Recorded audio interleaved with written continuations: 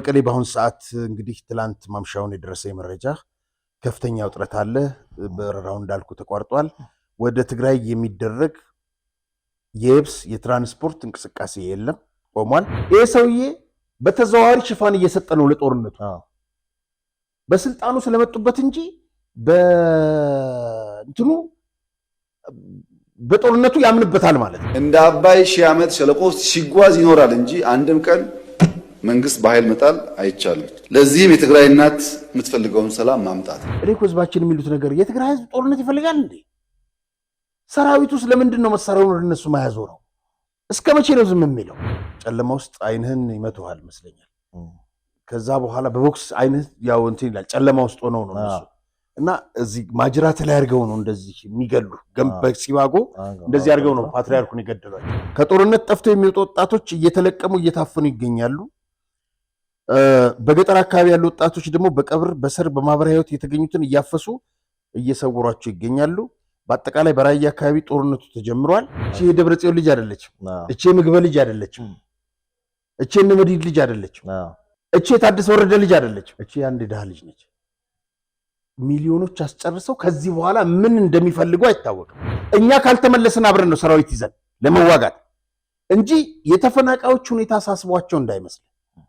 ለዚህም ነው ጦርነት የጀመሩት። መንግስት የነምግበን ቤቶች ከዚህ ገንዘብ እየወሰዱ ለጦርነት የሚዳርጉ እዚህ ያለውን የሀብት ምንጫቸውን እዚህ ያለው ቤት ንብረታቸውን በሙሉ በአስቸኳይ እርምጃ ሊወስድበት ይገባል። ያሳዝናል። በትግራይ አሁን የገጠመው ሁኔታ በጣም የሚያሳዝን ነው። ግን ጌታቸው መጨረሻ ላይ እንዳለው ራሳቸው በማገዷት እሳት ራሳቸው ይሞቋታል፣ ይለበለቡባታል። ስለዚህ ወጣቱ አሁንም አፈሙዙን ወደ እነሱ ነው ማዞር ያለበት።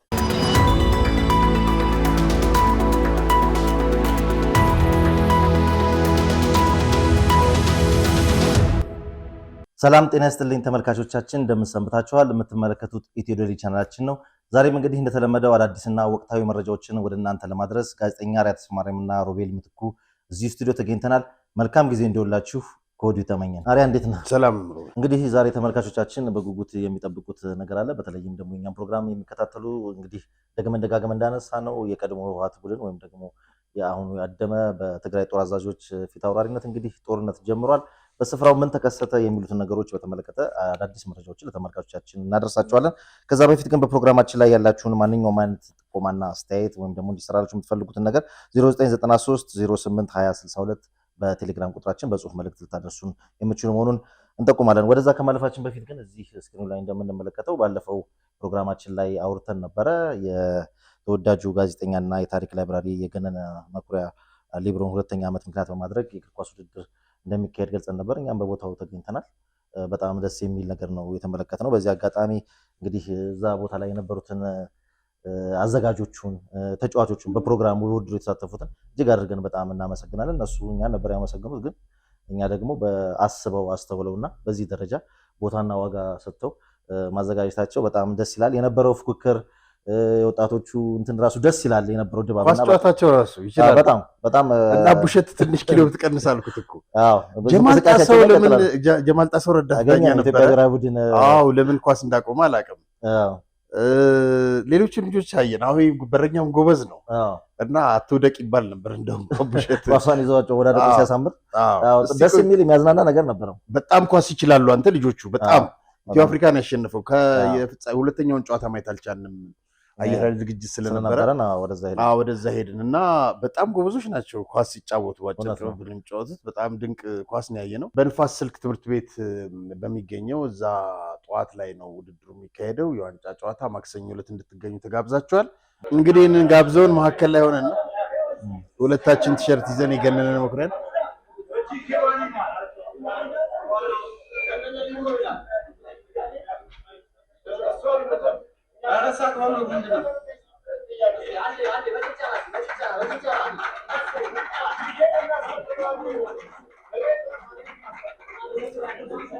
እንግዲህ ይህንን ይመስል ነበረ ድባቡ።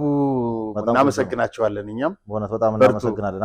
ባለፈው ዓመት አንደኛ ዓመቱ ሲከበር እንደዚህ አዘጋጅተዋል። ሁለተኛ ዓመት ነው ያደረጉት። እንግዲህ እንቀጥላለን ብለዋል። እኛ ሁሌም ደግመን እነሱን ማመስገን ማድነቅ ያስፈልጋል። ደግመን እንደምናነሳው ግን የገነነ ሊብሮ ጉዳይ እንደዚህ ብቻ በእነዚህ ልጆች በግል ተነሳሽነት ብቻ ሊሆን አይገባም። የሚመለከታቸው የሙያ አጋሮቹ የነበሩ በስፖርት ውስጥ የነበሩ እሱ ለሀገር ለህዝብ በጣም ትልቅ ውለታ የዋለ ነውና እንደውም እኔ በጣም በቀደም እያሰብኩት ነበረ አሸናፊ ግርማን ጨምሮ በውጭ የነበሩ የቀድሞ ኢትዮጵያ ብሔራዊ ቡድን እና የተለያዩ ክለቦች ኮከብ ተጫዋቾች የነበሩ እዚህ ኢትዮጵያ ውስጥ ገብተው ተገኝተው እንደውም አንድ በእግር ኳስ ደጋፊዎች ማህበር የተዘጋጀ ውድድር ላይ ውይይት ላይ ተገኝተው ከዛ በኋላ ያዘጋጅ ኮሚቴ ያዘጋጀው የውድድር ነበረ በአዲስ አበባ ስቴዲየም። ልክ አሁን እሱን ፕሮግራም ራሱ እንግዲህ አዘጋጆቹን የራሳቸው ዓላማና ምናምን ይኖራቸዋል፣ ግን እግር ኳስ ፌዴሬሽን እንዲህ አይነት አጋጣሚዎችን ቢጠቀምበት የተሻለ ነበረ። እነሱንም ሰብሰብ አድርጎ ለስሙ ለክብሩ የሚመጠን እሱ ከሰጠን አንጻር በጣም ትንሽ ነገር ነው አንድ መታሰቢያ ነገር ማዘጋጀትና ደግመን ደጋግመን እንላለን ቢታሰብበት። ሌሎችም የሀገራችን ስፖርተኞች በዚህ ጉዳይ አስበው በራሳቸው ተነሳሽነት እኛ የምናግዘው ካለ አብረን ደግሞ አስተባብረን የሆነ ነገር ቢደረግ የተሻለ ነው ብለን እናስባለን። አንድ ሰው ያስበው ነገር አለ እንግዲህ እንቅስቃሴ ይሳካለት ነው። መልካም ወደ ተከታዩ እንግዲህ ሀሳባችን ስንሄድ በጣም ከዚሁ ከገነነ ጋር በተያያዘ አንድ በጣም አጠር ያለች መልእክት አለች። እሷን እናቀርብና ሌሎች ከዚሁ ጋር ተያይዘው ደግሞ ከሱ ውጭ በሆነ ሁኔታ በባለፈው ፕሮግራማችን ከበዓሉ ግርማም ከግርማ ብሩ ጋር የተለያዩ አስተያየቶች ኮሜንቶች ደርሰው ነበርና የተወሰኑ ለተመልካቾቻችን አንበብላቸው ብዙዎቹ ወደሚጠብቁን አጀንዳ እናልፋለን። ሰላም እንዴት አላችሁ? ሁለታችሁም እጅግ በጣም በእውቀትና በስነ ምግባር የተካናችሁ ለእውነት የቆማችሁ ጀግኖች ናችሁ። ገነነ እኔ የኢትዮጵያ እግር ኳስ ፌዴሬሽን ስራ አስፈጻሚ ሆኜ አውርቼዋለሁ። እውነት ነው። ለ10 ደቂቃ አብረህ ብታወራ በርካታ እውቀት ትሸምታለህ። የኢትዮጵያ እግር ኳስ የእሱን ሀሳብ ቢቀበል ኖሮ ዛሬ የውጤት ድርቅ አይመታውም ነበር። ችግሩ እዛው ፌዴሬሽን ውስጥ ነው። እናንተ ለምታደርጉት ነገር እግዚአብሔር ይስጣችሁ። ገነነ የኢትዮጵያ ትልቅ ሰው ነጣችሁ። ነፍስ ይማር። ሰራላትን የምትቀብር የሚበዛባትን ከፍ የምታደርግ ነች ኢትዮጵያችን ሲሉ ተችተዋል። እንግዲህ ይህን ሀሳብ ያቀረቡልን ዶክተር አብነት ግርማዬ የሴንትራል ዩኒቨርሲቲ ኮሌጅ ባለቤት የነበርኩ አሁን በስደት አሜሪካ የምገኝ ነኝ ብሏል። ዶክተር አብነት በስፖርት ውስጥ ነበሩ። ሴንትራል የሚል የእግር ኳስ ቡድንም ነበራቸው። በተለይ በሴቶቹም ይንቀሳቀስ ነበር እና በደንብ በስፖርት ውስጥ ያውቁታል ገነነን። ስለዚህ ሀሳባቸው በጣም ደስ ስላለች እሷን ለተመልካቾቻችን አድርሰን ነው። ጥሩ ነው፣ እናመሰግናለን። አንድ የትግራይ በተመለከተ አንድ አስተያየት ሰጪ እንግዲህ እዚህ ጋር ትክክለኛ ስሙ ይሆን አሁን አላውቅም ዛህያ ምናምን ነው የሚለው። የትግራይ ህዝብ አሁን ይበልጥ አሳዘነኝ። ከነዚህ ጀነራሎች ማለቴ ባለሀብቶች አንዳቸው ሀብት እንኳን ጥቅም ላይ ቢውል ዛሬ በመጠለያው የተራቡ የትግራይ እናቶችን አንጀታቸውንና ተስፋቸው የተቀሙ አባቶች ባላየን ነበር። እኛ የተጎሳቆሉ የትግራይ እናትና አባቶቻችን ሳስባቸው ዛሬ ልቤ ይደማል። ግን ግራ የሚገባኝ ነገ ፈጣሪ ፊት ምን ነው ወገናችሁ ሲቸገር ለምን ዝም አላችሁ ሲባሉ ምን ብለው እንደሚመልሱ ጌታ ሆይ አታሳስተን፣ አታጋጨን፣ አሜን ይላል። መልካም አንድ ሁለት ሀሳቦችን ከበዓሉ ግርማ ጋር በተያያዘን ጨምረና ወደዛ እንለፍ። አሪያ የበዓሉ ግርማ አሟሟት በዚህ መልኩ መሆኑ እጅግ አስደንጋጭ ነው። አንድ ኢንተርቪው ላይ የሰማሁት የኢትዮጵያ ፓትሪያርክ የነበሩት አሟሟታቸው በደርግ ነፍሰ ገዳዮች በገመድ ታንቀው ነው የተገደሉት በስፔሻል ፎርሶች። በዓሉም እዛ ታስሮ እንደነበር ገዳዩም በዓሉን ገድሎ መገደሉን እንደ ትልቅ ጉዳይ ለሚስቱ ነግሮ በኋላ ሚስቱ አሟሟቱ እንደተናገረች እሱንም በገመድ አንቀው እንደገደሉት ነው ያሳወቀችው። በሌላ ጊዜ እንደሚባለውም ወደ ከተማ አካባቢ ከብዙ ሰዎች ጋር እንደተገደለ ነው የሚሰማው። በነገራችን ላይ የበዓሉ ግርማ ባለቤት ይመጣል ብላ እንደጠበቀችው በሽተኛ ሆና በአሳዛኝ ሁኔታ ነው የሞተችው።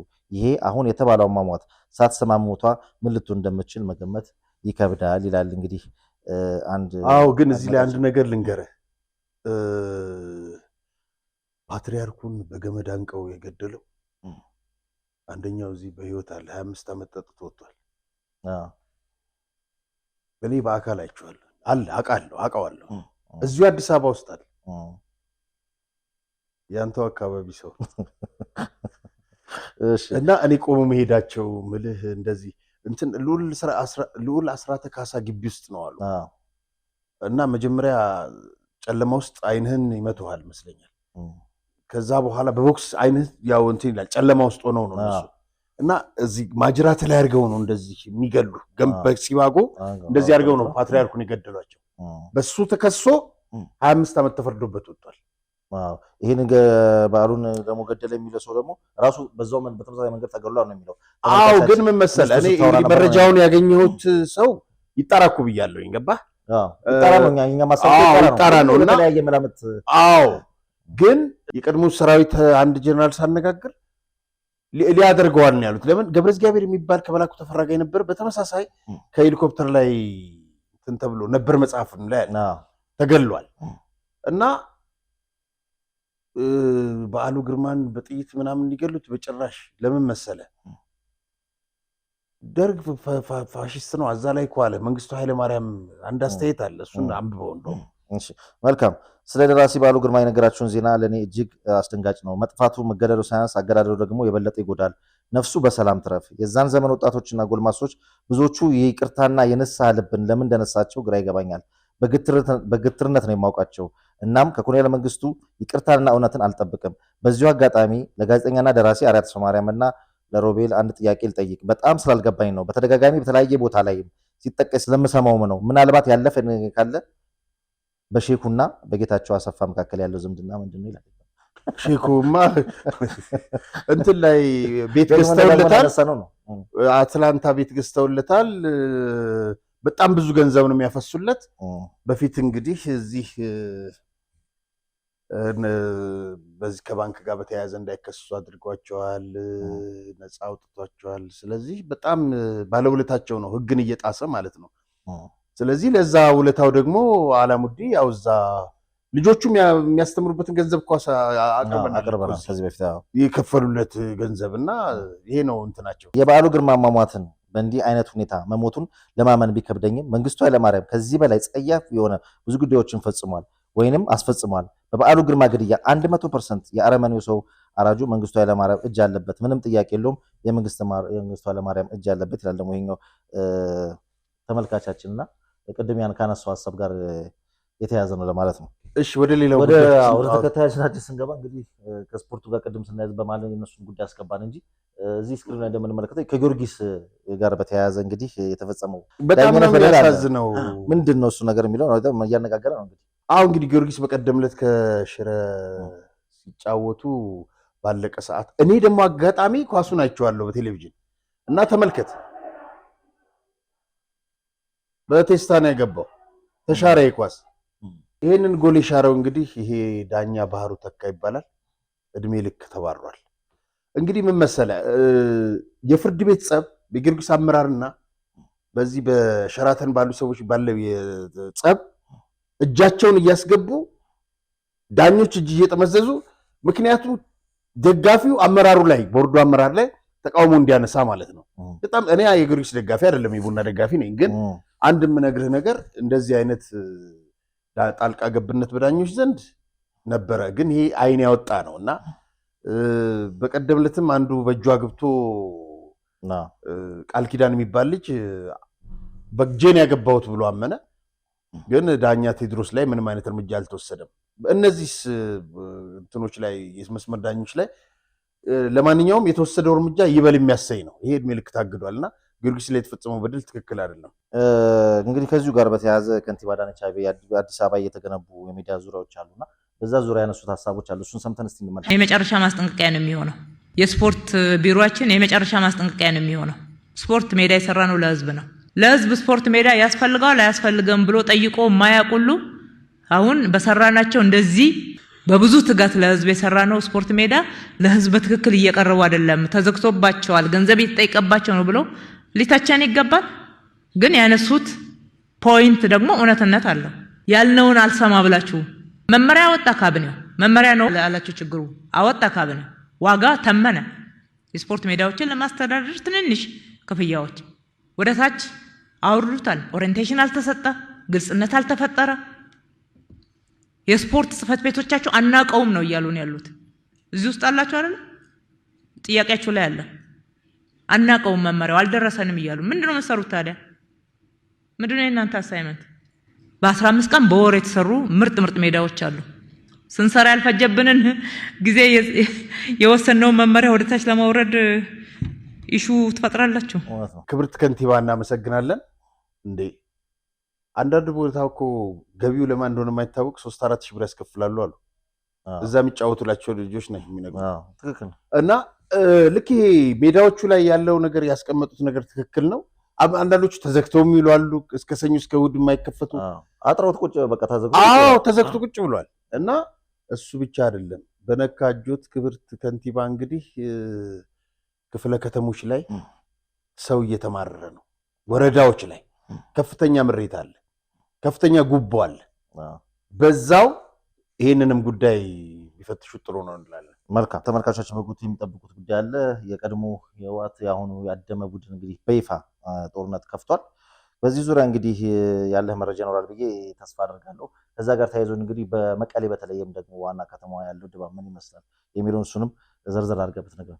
አዎ እንግዲህ ሰሞኑን በጸለምት እና በአራት አቅጣጫ ማለትም በማይዳጉሳ፣ በእምባ ማድረ፣ በዲማ ምጫሬና ዳንጋብራይ ጦርነት ተካሂዶ ነበር። እንግዲህ እነዚህ የተማረኩ ሲሆኑ የተገደሉትን ፎቶግራፎች አግኝተናል። ከተመልካቾቻችን እዚህ ላይ መለጠፍ ስለማይቻል በቴሌግራም ቻናላችን ማግኘት ትችላላችሁ። እንግዲህ አሳዛኝ ነው። እንግዲህ በዚህ ውጊያ 35ኛ፣ 44ኛ፣ 22ኛ የተባሉ ክፍለ ሰራዊቶች አባላት ተዘጋጅተው ተዋሉበት ሰዓት በደመ ነፍስ እንግዲህ ተበታትነዋል።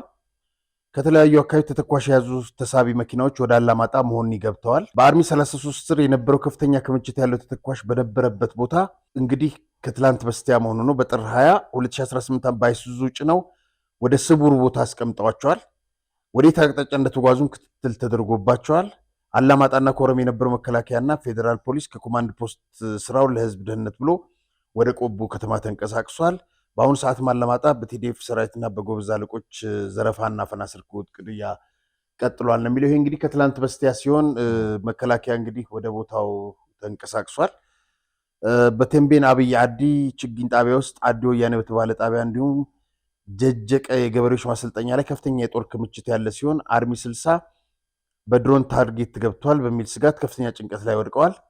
ሰራዊቱ ኢንፎርሜሽን እንዳያገኝ ሁሉም አባላት ስልኮቻቸውን ተነጥቀዋል። በአክሱም ሰለክለካ ውቅሮ ማርያም የነበረች አርሚ 35 ወደ አባጉና እንድትሄድ የተደረገች ሲሆን ሰራዊቱ በስጋት ውስጥ እንዳለ የአይን እማኞች አረጋግጠዋል። እንግዲህ ከስፍራው ያጠናከርናቸው መረጃዎች ናቸው እነዚህ። በሌላ በኩል አርሚ 11 በቆላ ተንቤን ዘላቁማ በተባለ ቦታ ወጣቶችን በኃይል እንግዲህ ስታፍስ ውላለች። ይህም እንግዲህ በጥር 20 መሆኑ ነው። በአጠቃላይ ያደመ ቡድን በትግራይ ክልል ደቡባዊ ዞን፣ ደቡብ ምስራቅ ዞን እንደርታና መቀሌ ለቆ ወረኢ ምላሽ ሆኖ የመዋጋት እቅድ እንዳለውና ሙሉ ኃይላቸው ምዕራብ ትግራይን በማድረግ ከፋኖ ሻዕቢያ ሱዳን ጋር ለመገናኘት መውጫ መግቢያቸው ሱዳንና ኤርትራን ፕላን ኤ እና ፕላን ቢ አድርገው መያዛቸው ታውቋል። እነዚህ ቅድም እንግዲህ እዚህ ላይ እንዳሳይ የምታያቸው አርሚ 32 ሲሆኑ በቁጥር ወደ 500 የሚጠጉ ነበሩ። በአዲ ጉዶም ከተማ ለምሳ ወርደው ተበታትነው ሲጠፉ እንግዲህ በጦርነቱም በውጊያውም ላይ በከፈቱት ውጊያ ምርኮኛና እንትን በስቶባቸዋል። በርካቶች ተገለዋል። አሁንም እንግዲህ በሶስት አቅጣጫ ነው እንትኑ የተከፈተው። እንግዲህ በመቀሌ ያለው ሁኔታ በመቀሌ በአክሱምና በሽሬ በቀን 2 ጊዜ በረራ የነበረው ሙሉ በሙሉ ተቋርጧል። በመቀሌ በአሁኑ ሰዓት እንግዲህ ትላንት ማምሻውን የደረሰ መረጃ ከፍተኛ ውጥረት አለ። በረራው እንዳልኩ ተቋርጧል። ወደ ትግራይ የሚደረግ የየብስ የትራንስፖርት እንቅስቃሴ የለም፣ ቆሟል። ባንኮች 2000 ብር ብቻ ለመስጠት ቢሞክሩም አቋርጦባቸዋል፣ አቁመዋል። ከ29 ቢሊዮን ብር በላይ ጥሬ ገንዘብ በሀብታሞችና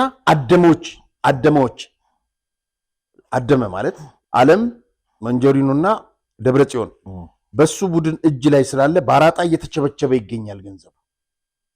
ከጦርነት ጠፍተው የሚወጡ ወጣቶች እየተለቀሙ እየታፈኑ ይገኛሉ። በገጠር አካባቢ ያሉ ወጣቶች ደግሞ በቀብር በሰር በማህበራዊ ህይወት የተገኙትን እያፈሱ እየሰወሯቸው ይገኛሉ። በአጠቃላይ በራያ አካባቢ ጦርነቱ ተጀምሯል። ይሄ እንግዲህ ትላንትና ነው። ሳይወድ ወደ ጦርነት የገባው ቲዴፍ አባል በከንቱ ህይወቱን እያጣ ነው ያለው። ወላጆቹም ልጆቻቸውን ከትግል ቦታ ጠፍተው እንዲመጡ ስልክ ቢደውሉም ስልኮቻቸው አይሰራም። ምክንያቱም ቅድም እንዳለው ተነጥቀዋል።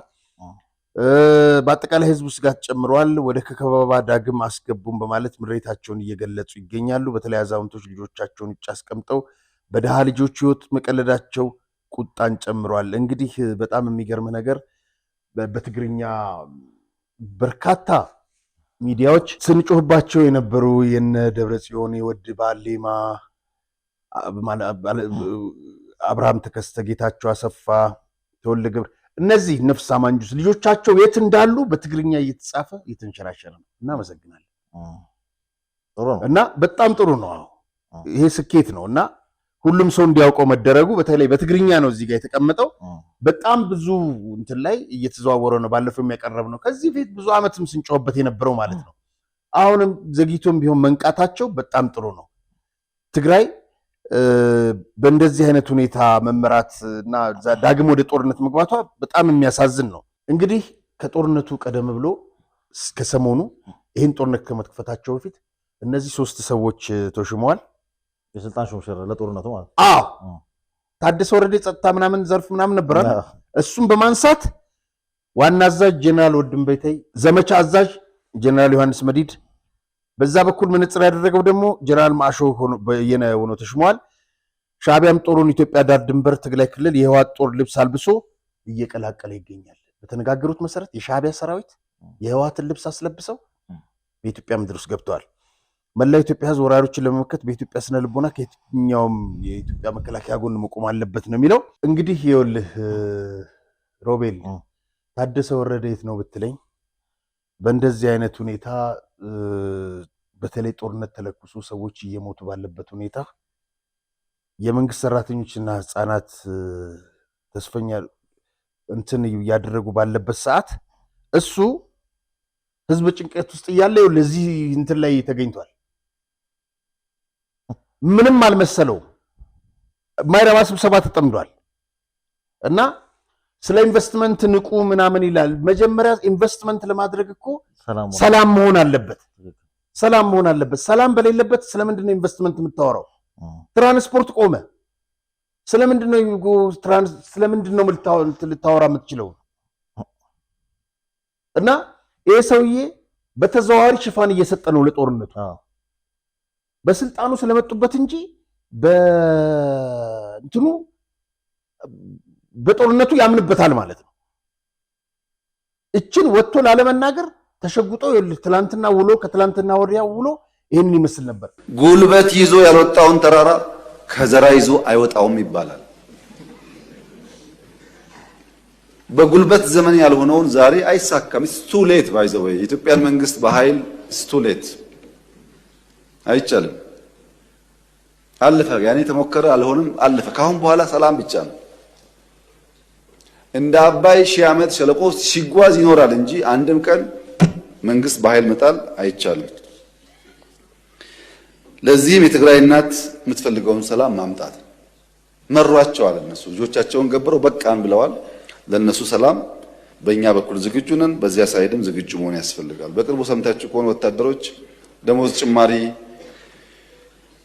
በሚል ትንሽ ችግር ገጥሞ ነበር ትግራይ ውስጥ። ትግራይ ያሉ የታጠቁ ኃይሎች በዲዲአር በህጋዊ መንገድ ቢወጡ ለራሳቸውም ለቤተሰባቸውም ለሀገርም ይጠቅማል። እንግዲህ ይህንን ይመስላል። ይህንን ብለው ነበር እሳቸውና በተጨባጭ ግን አሁን ከጦርነቱ አጠቃላይ በሻዕቢያ ትዕዛዝ የሚካሄድ ነው። የሱዳንም እጅ አለበት። ስለዚህ በቀደም ዕለት ይሄ ጦርነት ከመጀመሩ በፊት ገብረ አዲት ነው ገብረ ምናምን የምትለው አንድ ቃል አቀባያቸው ይሄ ነው እንግዲህ ምንድነው ያለው መሰለ፣ ለብሔራዊ ማንነታችንና ህልውናችን ስንል የሚከፈለውን መስዋዕትነት ሁሉ እንከፍላለን፣ አጎንብሰን አንገዛም። እና ይሄንን እሱ ካለ በኋላ ሹምሽሩ መጀመሪያ ተካሄደ። 3ቱ ጦርነት ጠማቂዎች እንትን አደረጉ፣ እነዚህ ጦርነት ናፋቂዎች።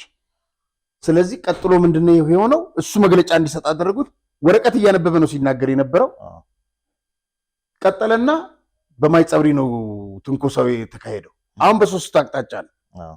ከዚህ በፊት ታስታውስ እንደሆነ ደጋግመን ያልነው ነገር ነበር። መረጃ የኤርትራ የሻዕቢያ ዓላማ ኢሳያስ ዓላማ ጦርነቱ እዚህ ቆቦ፣ ወሎ፣ አላማጣ አካባቢ እንዲሆን ነው የሚፈልገው፣ ወደሱ እንዳይመጣ ማለት ነው። እሱን እንግዲህ በሂደት አብረን የምናየው ይሆናል። ግን ተያያዥነት ያላቸው ነገሮች ናቸው እነዚህ። ትግራይ ከጦርነት ምን ታተርፋለች? ምንስ አተረፈች ካልከኝ ምንም ደግሞ ለሚለው መልሱ እችን ልጅ ተመልከታት።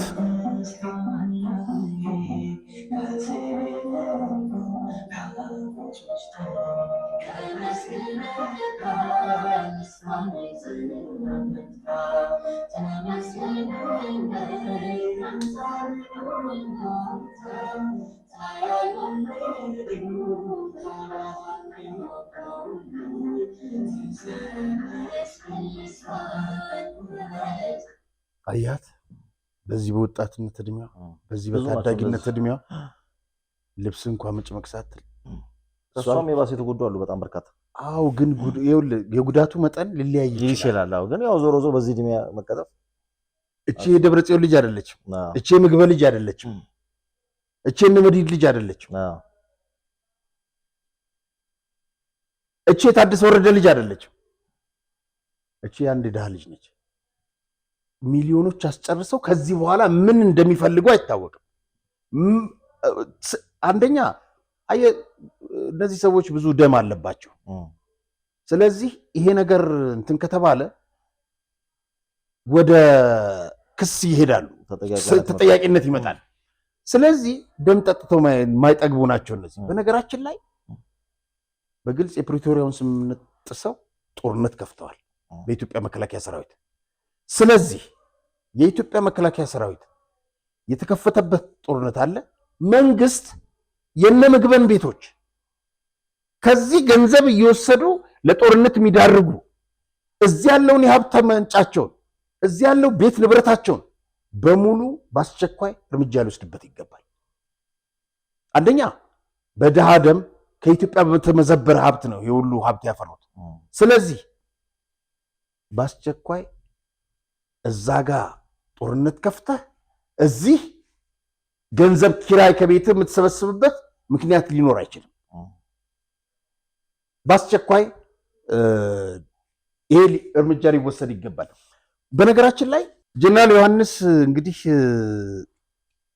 ከዚህ ከባይጸብሪ ከጦርነቱ ጋር በተያያዘ የአንድ ሰዓት ከምናምን ቃለ ምልልስ አድርገው ነበር በትግርኛ። ከዛ ውስጥ ምን አሉ መሰለ፣ በተለይ ጀነራል ጉሲ ባለፈው ታሰረ ያልነው ማለት ነው። እሱም በተመለከተ እነሱ አሳሪ፣ እነሱ ፍርድ ቤት ከሳሽ እነሱ አሉ። ከዛ ገና በጠዋቱ ጦርነት አውርድ ሲሉ እና ተዉ የባያፍራ ጣን የሚገጥመን። ባያፍራ ማለት ከናይጄሪያ ጋር የተዋጋች ነች። ማገገም አልቻለችም 50 ዓመት ሙሉ 10 ሚሊዮን ህዝብ ይዛ። ስለዚህ ያን አይነት ዕጣ እንዳይገጥማችሁ ተዉ ብለን ነበር። በሚሊዮን የሚቆጠር ወጣት አሳለቁ አሉ። እኔ ስሰደብ ነበር አሉ ጀነራል ዮሐንስ። ስድብ ለኔ ዘፈን ነው፣ ችግር የለውም ለምጄዋለሁ አሉ። እኛ ምንድነው ስንል የነበረው? ጦርነት አያስፈልግም ተዉ ነበር የተባለው። አሁንም ጦርነት አያስፈልግም፣ ግን ጀምረውታል። እዚህ ጋር ጀነራል ዮሐንስ የሚሉት በምንድን ነው? ከጀርባ ሻቢያ ነው ይህን ጦርነት የሚመራቸው፣ ማንም አይደለም ማለት ሻቢያ ነው እየመራቸው ያለው። የአስመራ መንግስት ነው እየመራቸው ያለው። በራሳቸው ጊዜ ቆመው በራሳቸው ጊዜ የማሰቢያ አቅም ወይም የሚያስብ ጭንቅላት የላቸውም። በአይናቸው ስር መቀሌ ተፈናቃይ እያዩ የተፈናቀለ በጅብ እየተበላ እያዩ ልባቸው ማይራራ ነው አሉ። እውነታቸው ነው። ምን ልብ አላቸው እነዚህ ሚራራ? እና የራሳቸው የሆነ የኔ የሚሉት ነገር የላቸውም። ሐሳብ ሞራልም የላቸውም። ባሉበት እየዳከሩ የትውልድ ቦት ደንታ አይሰጣቸውም። ከነዚህ የበሰበሱስ ከአስመራ ከነዚህ የበሰበሱ ከነዚህ ይሄ ካደመ ቡድን ማለት ነው ከአስመራ የሚጠቀማል አለ ከአስመራው መንግስት። ስለዚህ ይህን ጦርነት ይፈልጉታል እና ከአስመራና ሱዳንም ጋር ይገናኛሉ አሉ ጀነራል ዮሐንስ። የጦር መሳሪያን በዛ በኩል ያስገባሉ። ይኸውልህ የእርዳታ እህል ተሽጦ ያ ሁሉ ህዝብ ሲያልቅ የተደረገው ምንድን ነው? ይኸውልህ በስክሪኑ ላይ እንደምናየው ይሄ ከአስመራ ሲገባ ነው እና እርዳታ እህል ተሽጦ መሳሪያን የገዙበት። ኢሳያስ በሞት አፋፍ ውስጥ ሆኖ የሚያቆየውን ነው የሚፈልገው። ስለዚህ እድሜው እንዲቆይ አደመን ቲዲኤፍ የምትለውን ሰራዊት ከኢትዮጵያ መንግስት ጋር እንዲጋጭለት አሰማርቶታል። ቅድም እንዳልነው የሻቢያ ሰራዊት ወደ ትግራይ ድንበር በደንብ ገብቷል። ሲገባም የነሱን ይሄ ልብስ የተመሳሰለ ልብስ የመከላከያ አይነት ልብስ ነው እየለበሱ ያሉት። አሁን እነሱ አይፈቀድም እና ያንን አድርገው ነው እንግዲህ ውጊያውን እያደረጉ ያሉት። በመጀመሪያ ጀነራል ዮሐንስም እንዳሉት በአንድ ሀገር እንደዛ ሁለት አይነት ሰራዊት አሰልጥነህ በዛ ላይ ደግሞ ፕሪቶሪያው መጣላቸው ሄደው ከፈረሙ በኋላ ጉራ ነዋል። እኛ በቅልጥማችን በጉልበታችን ፕሪቶሪያውን አስፈረምን እንዴ! በጣም እንትኖች ናቸው። አሁንም ያው መጀመሪያ እንግዲህ የተያዘ ነው። ያ ገብረ የምትለው ቃል አቀባይ ነኝ ምናምን የሚለው መግለጫ ሰጠ። ዝም ብለን አንገዛ። እስካሁን ድረስ ያታልሉን ነበረ፣ ጊዜ ሲገፈጁብን ነበረ። ስለዚህ ከዚህ በኋላ ህዝባችን አለ እንዴ እኔ እኮ ህዝባችን የሚሉት ነገር የትግራይ ህዝብ ጦርነት ይፈልጋል እንዴ? ሰራዊቱ ስለምንድን ነው መሳሪያውን ወደ እነሱ መያዙ ነው?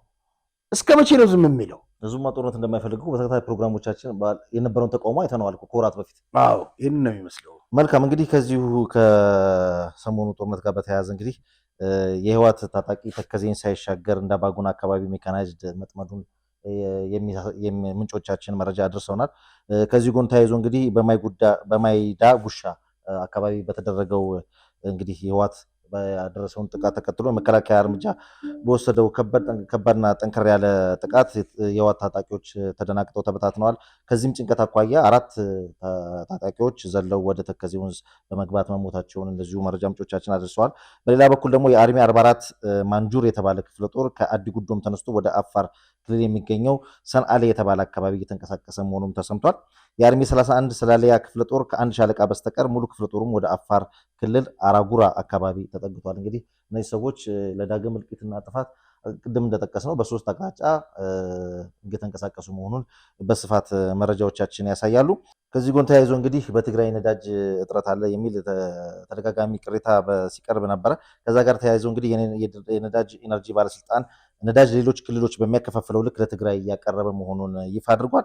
አሁን ላይ ነዳጅ በበቂ ሁኔታ አይደርሰኝም በማለት ከትግራይ ክልል እየቀረበ ያለው ጥያቄ የሌሎች ክልሎችም ፍላጎት መሆኑን የገለጸው ባለስልጣኑ ወይም ተቋሙ ከንግድ ቢሮዎች ጋር በሚደረጉ ውይይት ተመሳሳይ ጥያቄ ያቀረቡት ክልሎች ምላሽ በሚያገኙበት ሁኔታ የትግራይም ጉዳይ በተመሳሳይ ይታያል ብለዋል። ነዳጅ ለትግራይ ክልል የኢኮኖሚ አቅሟ ወይም ደግሞ ክልሉ ኢኮኖሚ በጀት በሚፈቅደው ልክ እየቀረበ እንደሚገኝና አንድም ፕሮጀክት በነዳጅ ምክንያት አለመቋረጡን እንዲሁም ነዳጅ የለም የሚባለውም ሐሰት መሆኑን ባለስልጣን መስሪያ ቤቱ አስታውቋል። እንግዲህ እነሱ ጦርነቱን ሊጀምሩ ዋዜማው ላይ ሲሆኑ እንግዲህ ችግሮችን ከወዲሁ ወደ መንግስት ለማላከክ ከፍተኛ ቅስቀሳ እያደረጉ ነበር የሚገኘው። አንዱ ይሄን ነዳጅ የለም የሚል እንቅስቃሴና ህዝቡን ማስጨነቅ ነበር። ሐሰት መሆኑን መግለጫ ተሰጥቷል። እርዳታ የለም ሲሉ ነበር። እንደዚህ ነው የሚያደርጉት። እንደዛ ነው። እሺ መልካም። የቀድሞው እንግዲህ የትግራይ ክልል ፕሬዚዳንትና አሁን ደግሞ ስምረት ፓርቲን መስርተዋል። እንዲሁም ደግሞ የጠቅላይ ሚኒስትሩ አማካሪና አቶ ጌታቸው ረዳ ያደመ ቡድን የለኮሰውን ጦርነት አስመልክቶ በትግርኛ ቋንቋ የጻፉት መልእክት አለ እዚህ ስክሪን ላይ እንመለከተዋልና ምንድን ነው የምትለው? እሷን ለተመልካቾቻችን የምታገኘው ምንድን ነው የሚለው መሰለህ ትርጉሙ የፕሪቶሪያውን ለመፈጸም እንደ ፖሊሲ ይዘነው የነበረው ከተቃርኖ ውጪ ሰላም በመፍጠር የዲፕሎማሲያዊ ግንኙነታችንን ከፌዴራል መንግስት ጋር በማጠናከር በተደጋጋሚ ጊዜ የተካሄዱትን መድረኮች ሳይሸራረፉ እንዲተገበሩ ነበር። ከግል ጥቅማቸውና ስልጣናቸው ጋር በማያያዝ የህዝባችንን ስቃይ የሚያራዝሙ በወንጀል መጠየቅ የሚገባቸው አካላት በተፈናቃዮች ስምና በግዛት አንድነት ለመመለስ ምክንያት ተመልሰው በሰበቡ ወደ ጦርነት ለመግባት የሚያስችላቸውን ሁሉ እያደረጉ ይገኛሉ። አሁን ባለፈው እንግዲህ ከወልቃይት አካባቢ ካሉ አመራሮች ጋር በመነጋገር ተፈናቅለው የነበሩ እንዲመለሱ ተደርገዋል። እኛ ካልተመለስን አብረን ነው ሰራዊት ይዘን ለመዋጋት እንጂ የተፈናቃዮች ሁኔታ አሳስቧቸው እንዳይመስል። ለዚህም ነው ጦርነት የጀመሩት። የተፈናቃዮች መመለስ ዋስትና ባለው መንገድ ዘላቂና የማያስተማም ሰላም ሰፍኖ ህዝቡ ዳግም የሚያቋቁምበት ሁኔታዎች ለማሟላት ከባለድርሻ አካላት ጋር መሰራት ያለበትና ፋይናንሳዊ ድጋፍ የሚጠይቅ መሆኑ ይታወቃል። ከብዙ ችግሮቹ ጋር ቢሆንም አፈጻጸሙ ግን ፍጹም ሰላማዊ በሆነ መንገድ በፕሪቶሪያ ውል መሰረት እንዲሆን እንጠብቃለን። ይሁን እንጂ እነዚህ ድሎች በትነህ የሰላምን ደጃፍ ዘግተህ ወደ ግጭት የምንገባበት መንገድ አመቻችተህ በስሜት ተፈናቃዮችን መልሳለሁ፣ ጥያቄያቸውን አስተናግዳለሁ ማለት ግና ይመስለኛል ትግራይ የጦር አውድማ ከማድረግ የዘለለ ፋይዳ አይኖረውም። በጣም የሚገርመው አሁን የወጣቱን ህይወት እንደ ማስያዣ መጠቀማቸው ነው። ከዛም ባለፈ ክላሽ የያዘውን እያስጨረሱት ይገኛሉ። ታንኮችና መድፎች ለመቼ አስቀምጧቸው ነው የከበረ የወጣቱ ህይወት አለን ለማለት እንዴት ታስጨርሱታላችሁ? የሆነ ወጣቱ ትውልድ ንቃ። ህዝባዊ ዓላማ ለርካሽ ፖለቲካ ፍጆታ አታውለው። በሚገባ እንዳይጠቀሙብህ ንቃ። መሸቀጫ አትሁን። በተጋድሎና በላብህ እንዲፈረም ያደረገው የፕሪቶሪያ ውል በሚገባ ሁኔታ የሚተገበርበት ጊዜ አሁን መሆኑን ተረድተህ አስፈላጊ መስዋዕትነት ከመክፈል ተቆጠብ። ተቃውሞውን አሰማ። መስዋዕትነትን ደጋግመው ካራከሱት ወታደራዊ አመራሮች፣ ፖለቲከኞች አሁንም ወደ ጦርነት ሊያስገቡ ከሚዳክሩት ሴራዎች ራስን በማግለል ታገላቸው። የጀመሩት ትርጉም አልባ እንቅስቃሴ እንዲቆም የሚቻለን አድርግ። ራሳቸው በማገዱት እሳት ራሳቸው ይቃጠሉበት ነው የሚለው። አሪፍ ነው በጣም መልካም። እና እኚህ እናት እንግዲህ አንድ ልጃቸውን አጥተው ይህንን ያቀናበረው ልጅ በጣም ጎበዝ ነው እና እቺ እናት እንግዲህ ተመልከታት።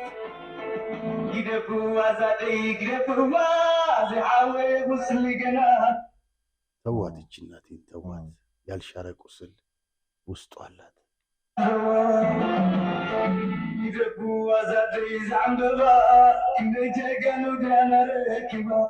እቺ አበባዋ እናቴ ስንት ጀግና ልጆቿን ነው እኮ ያስረከበችው።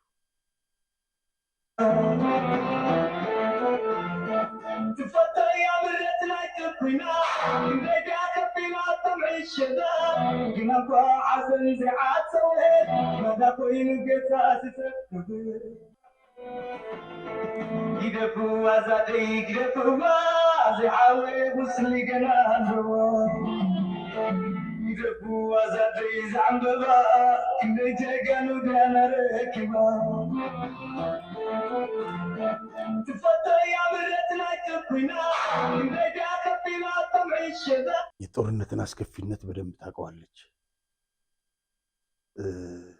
እምቡጥ አበባ ልጆቿን ስለበላባት ስላስረከበች ነው።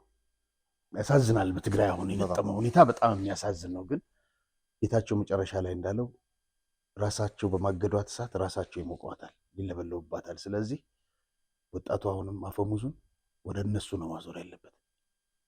ያለው አማራጭ ነው። ትግራይ ልትድር የምትችለውን በዛ መንገድ ነው። አለበለዚያ ይሄ 50 ዓመት ሙሉ ትግራይን ሲበላ ወጣቱን ሲገብር ያስጨረሰ ኃይል ዛሬም እድል እንዲሰጠው ማድረግና እንትን ማለት ሌላ ትውልድ እንደገና እንዲያልቅ ማድረግ ነው። አንድ ሰው ሳይሞት ቅድም እጃቸውን የሰጡ አመራሮች በጣም ትክክል ናቸው። ለማን ብለው ነው የሚሞቱት? ስለዚህ አሁንም ከዛሬ ጀምሮ ቢታሰብበት ጥሩ ነው እንላለን። መልካም ስለነበረ ቆይታ እጅግ አድርጌ አመሰግናለሁ። የተከበራችሁ ተመልካቾቻችን የዕለቱን መሰናዷችን ይመስል ነበረ። ፕሮግራሙ አዘጋጅተን ወደ እናንተ አደረስላችሁ ጋዜጠኛ ሪያት ተስፋ ማርያምና ሮቤል ምትኩነን። ዳግም በሌላ ዝግጅት እስክንገናኝ ድረስ እስከዛው ሰላም ቆዩ።